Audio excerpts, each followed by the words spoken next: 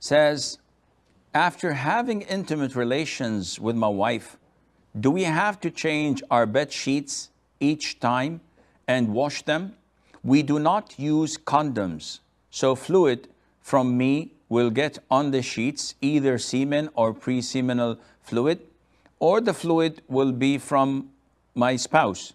I read on Islam Q&A that if madhi is on the sheets, it is junub. But if it's many, it is not. But doesn't madhi always come out before many? Please clarify. This issue is an issue of dispute since long time. But the vast majority of Muslim scholars, they look at the evidences. What is the evidence? First of all, is many, and many is semen or sperm. So is many or semen, is it pure or najis?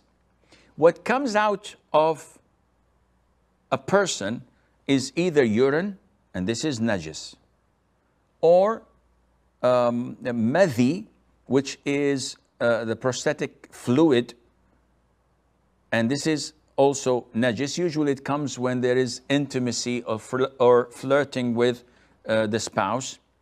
And there is wadi, and this is yellowish, a little bit thin, that comes usually after urinating, or when carrying something that is heavy, or when it is extremely cold. And in all of these three are najis. And then we have semen. And this is for men and women. However, women have something extra, which is the continuous vaginal discharge, which is an issue of dispute. In the most authentic opinion is that it is not najis and it does not nullify wudu. It is more or less like sweat.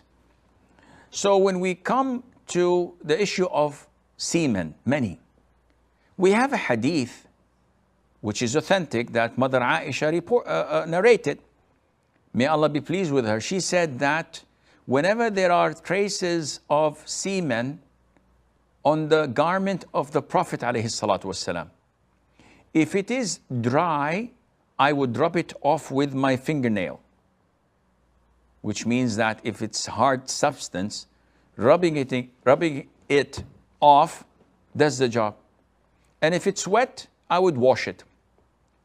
Now, scholars from this hadith, they learned that semen is pure, because whenever there is an impurity, rubbing it off does not make the surface or the garment or the cloth pure.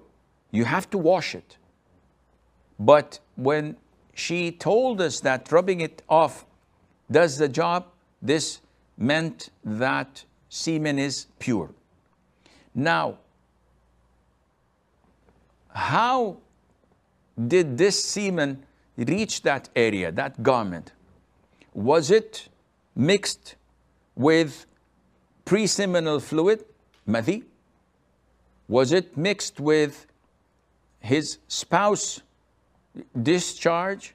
This is something we do not have knowledge of, but we have the basic knowledge. That is, whenever there are such discharges on your bed sheet mixed with semen, then this is pure.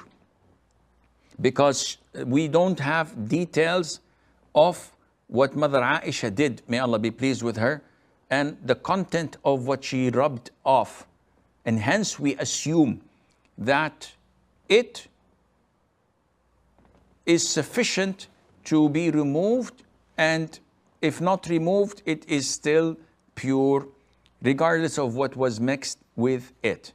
And this is the most authentic opinion. So whether you have it on your bed sheet, whether you have it on your clothes, it is pure. Is it disgusting or not? Definitely.